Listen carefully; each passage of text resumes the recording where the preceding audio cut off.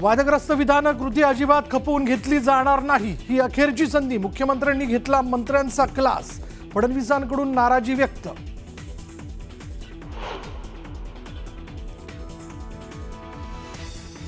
अजित पवार माणिकराव कोकाटे पुन्हा अजित पवारांच्या भेटीला। राष्ट्रवादीच्या प्रदेश कार्यालयात कोकाटे दाखल।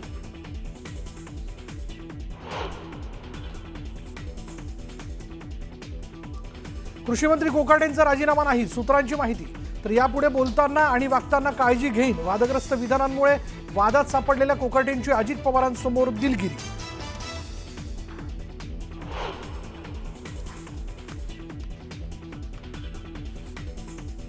उपमुख्यमंत्री अजित पवारांनी कोकाटेंवर व्यक्त केली नाराजी। बोलताना भान ठेवायला हवं, तुमच्यामुळे सरकारची बदनामी। अजितदादांनी टोचले कोकाटेंचे कान, वरिष्ठ सूत्रांची माहिती।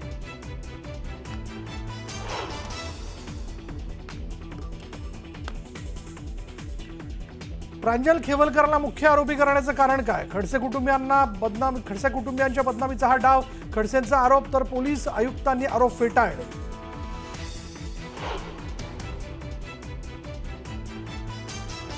मुलींना त्या ठिकाणी पाठवून आपल्या विरोधात ट्रॅप रचला। टेबलवर महिलांची बॅग होती, त्यात अंमली पदार्थ सापडलेत। राजकीयरित्या अडकवण्यासाठी हा सर्व डाव। खेवलकरांच्या वकिलाचा युक्तिवाद।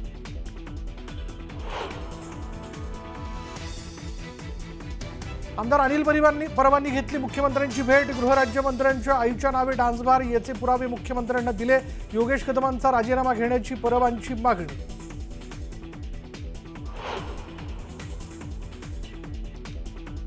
नागपूरच्या बारमध्ये शासकीय फाईल, अधिकारी इतरांसोबत बघतानाचा व्हिडिओ। बारमधील सीसीटीव्हीत तिघांचाही चेहरा समोर। सीसीटीव्हीच्या माध्यमातून आरोपींची ओळख पटवण्यात यश।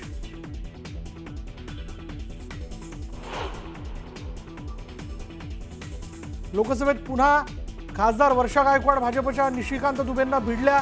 तर लॉबीमध्ये बोलताना मजाक मस्ती होते, पण वर्षा गायकवाडांनी त्याची बातमी बनवली। महिला खासदारांनी घेरल्याच्या बातमीवर दुबेंचं वक्तव्य।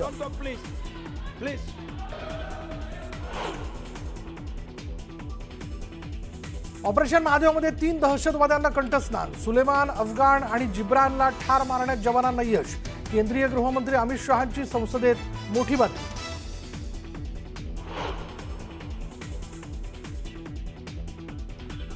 पंतप्रधान मोदी ऑपरेशन सिंदूरचं श्रेय घेतात, मात्र पहलगाम हल्ल्याची जबाबदारी घेत नाहीत। पहलगाममधील सुरक्षेवर सवाल करत प्रियंका गांधींचा मोदी शहांवर हल्लाबोल।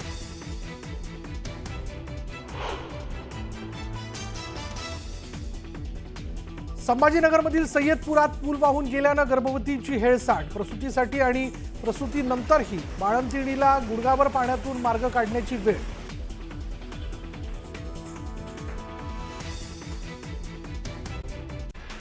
ऑपरेशन महादेवमध्ये 3 दहशतवाद्यांना कंठस्नान घालण्यात आलं आहे। सुलेमान, अफगाण आणि जिब्रानला ठार मारण्यात जवानांना यश आलं, अशी माहिती केंद्रीय गृहमंत्री अमित शहांनी संसदेत दिली। पहलगाम हल्ल्यामध्ये 3 पाकिस्तानी अतिरेकी होते। अतिरेक्यांकडे असलेल्या रायफल पाकिस्तानी होत्या, असं थेट उत्तर पी चिदंबरम यांनी उपस्थित केलेल्या सवालावर अमित शहांनी दिलं। केंद्रीय गृहमंत्री अमित शहांनी विरोधकांवर सडकून प्रहार केला। काँग्रेसच्या काळामध्ये हल्ले करणारे दहशतवादी मोदींच्या काळात मारले गेले, असा हल्लाबोल अमित शहांनी केला। केंद्रीय गृहमंत्री अमित शहांनी पंडित नेहरूंवर जोरदार टीका केली। नेहरूंमुळेच आज काश्मीरचा प्रश्न निर्माण झाला असल्याचा आरोप अमित शहांनी केला। 1948 साली नेहरूंनी एकतर्फी युद्धबंदी केली। पीओकेची निर्मिती नेहरूंच्या युद्धबंदीमुळे झाली। तेव्हा आपण युद्धात जिंकलो, पण तहात हरलो, असं म्हणत अमित शहांनी हल्लाबोल केला। उपमुख्यमंत्री अजित पवारांनी कोकाटेंचे कान टोचले। सतत चुका होत असल्यानं आता माफी नाही, बोलताना आपण भान ठेवायला हवं, तुमच्यामुळे सरकार बदनाम होतंय, असं म्हणत अजित पवारांनी कोकाटेंवर कारवाई करण्याचे संकेत दिले। अजित पवारांसोबतच्या बैठकीमध्ये माणिकराव कोकाटेंनी दिलगिरी व्यक्त केली। यापुढे बोलताना वागताना काळजी घेईन, भविष्यात अशी वक्तव्य करणार नाही, अशी हमी कोकाटेंनी दिल्याची माहिती आहे। तुमच्या एका शब्दानं पक्षाची प्रतिमा मलिन होते, त्यामुळे मीडियाशी बोलताना भान ठेवा, महत्त्वाचं असेल तरच बोला, अशी सक्त ताकीद अजित पवारांनी राष्ट्रवादीच्या सर्व मंत्र्यांना दिल्याची माहिती आहे। कृषी मंत्री माणिकराव कोकाटे यांचा राजीनामा घेऊ नये या मागणीसाठी शेतकरी संघटनांनी अजित पवारांची भेट घेतली। शेतकरी संघटनांसह नाशकातील आमदारही अजित पवारांच्या भेटीला गेले होते. माणिकराव कोकाटेंच्या कार्यकर्त्यांनाही अजित पवारांनी झापलं. किती वेळा चुका करणार आणि किती वेळा माफ करायचं असा सवाल अजित पवारांनी कोकाटेंच्या कार्यकर्त्यांना विचारला. दरवेळी राष्ट्रवादीच्या मंत्र्यांवरच कारवाई का असा सवाल राष्ट्रवादीच्या नेत्यांकडून विचारण्यात आल्याची माहिती आहे. वादग्रस्त ठरलेल्या इतर मंत्र्यांवर कारवाई कधी होणार असा सवाल राष्ट्रवादीच्या ज्येष्ठ मंत्र्यांनी केल्याचं कळत आहे. शिवसेनेच्या मंत्र्यांवर कारवाई झाल्यानंतर कोकाटेंवर कारवाई करावी अशी मागणी राष्ट्रवादीकडून करण्यात आली आहे. कृषी मंत्री माणिकराव कोकाटेंचा राजीनामा घेतला जाणार नाही अशी माहिती सूत्रांकडून मिळते. अजित पवारांसोबतच्या बैठकीनंतर कोकाटेंनी मंत्रिमंडळ बैठकीला हजेरी लावली. कृषी मंत्री माणिकराव कोकाटेंवर कारवाईऐवजी अजित पवारांकडून अभय दिलं जाणार असल्याची शक्यता आहे. कोकाटेंचं खातं बदलत मंत्रिपदावर कायम ठेवलं जाण्याची शक्यता सूत्रांनी व्यक्त केली आहे. अजितदादांचा गेम आता फसलाय. दादांची काही गुपितं कोकाटेंकडे असतील म्हणूनच त्यांच्यावर कारवाई करण्याचं धाडस होत नसावं. तसंही आता अजितदादांची दादागिरी सरकारमध्ये चालत नाही. त्यांच्याच पक्षात त्यांचं कोणी ऐकत नाही असा खोचक टोला बच्चू कडूंनी अजित पवारांना लगावला. 5 ते 6 लोक एकत्र आले तर रेव पार्टी होते का? रेव पार्टीची व्याख्या काय असा सवाल एकनाथ खडसेंनी विचारला. जावयावर पाळत ठेवली जात असल्याचा दावा करत खडसेंनी ससूनच्या रिपोर्टवरही शंका व्यक्त केली. कोणाच्या तरी सांगण्यावरून पोलिसांनी प्रांजल खेबलकर यांच्यावर कारवाई केली असा खळबळजनक आरोप एकनाथ खडसेंनी केला. तर प्रायव्हेट लाईफमधील फोटो व्हायरल करण्याचा अधिकार कोणालाही नाही असं म्हणत एकनाथ खडसेंनी सुनावलं. प्रांजल खेबलकरला मुख्य आरोपी करण्याचं कारण काय असा संतप्त सवाल एकनाथ खडसेंनी विचारला. तर खडसे कुटुंबियांच्या बदनामीचा हा डाव आहे असं म्हणत जावयावर पोलिसांनी केलेल्या कारवाईवरून एकनाथ खडसेंनी टीका केली. लाडकी बहीण योजनेमध्ये मोठा घोटाळा झालाय. 4,800 कोटी रुपयांचा भ्रष्टाचार झालाय. महिलांचे पैसे पुरुषांच्या खात्यात कसे गेले असा सवाल खासदार सुप्रिया सुळेंनी विचारला. या प्रकरणाची SIT मार्फत चौकशी करा अशी मागणीही सुळेंनी केली. उपमुख्यमंत्री एकनाथ शिंदेंनी पुण्यातील कात्रज निवासस्थानी जाऊन तानाजी सावंत यांची भेट घेतली.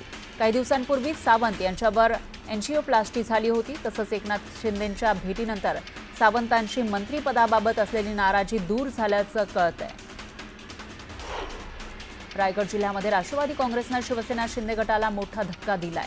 मंत्री भरत गोगावले यांचे कट्टर समर्थक आणि शिवसेनेचे प्रवक्ते राजीव साबळे शिवसेनेला जय महाराष्ट्र करणार आहेत. येत्या 2 तारखेला ते राष्ट्रवादी काँग्रेसमध्ये प्रवेश करणार असल्याची माहिती आहे. बीडच्या परळी इथल्या व्यापारी महादेव मुंडे हत्या प्रकरणामध्ये आरोपी सापडत नसल्यानं न्यायासाठी ज्ञानेश्वरी मुंडे यांचा लढा सुरूच आहे. मनोज जरांगे पाटील यांनी मुंडे कुटुंबाला न्याय मिळवून देण्यासाठी 1 ऑगस्ट रोजी बीडमध्ये सर्वधर्मीय सर्वपक्षीय बैठक बोलावली आहे.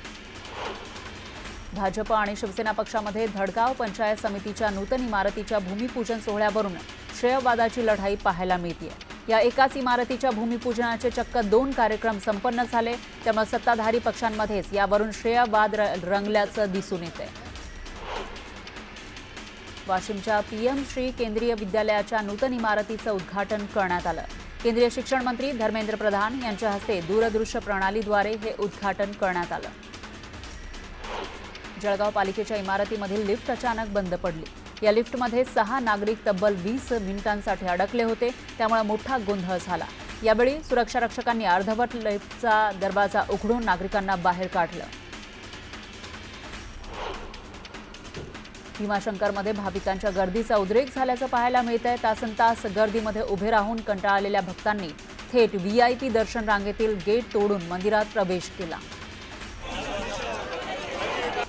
बदलापुरातील वांगणे परिसरामध्ये असलेल्या शासकीय प्राथमिक आरोग्य केंद्रातील रुग्णालयाला गळती लागली आहे. रुग्णालयातील सर्व बेड भिजल्यानं आडगळीच्या खोलीलाच प्रसूतीची खोली करण्यात आलं. त्यामुळे रुग्णालयामध्ये रुग्णच येत नाहीयेत. तर दुसरीकडे छताच्या दुरुस्तीसाठी वारंवार पत्रव्यवहार करूनही शासनाचं दुर्लक्ष होत असल्याचं समोर आलंय. त्यानंतर एक ब्रेकिंग न्यूज आहे. नागपूरच्या बारमधील शासकीय फाईल बघतानाचं CCTV फुटेज समोर आलं आहे.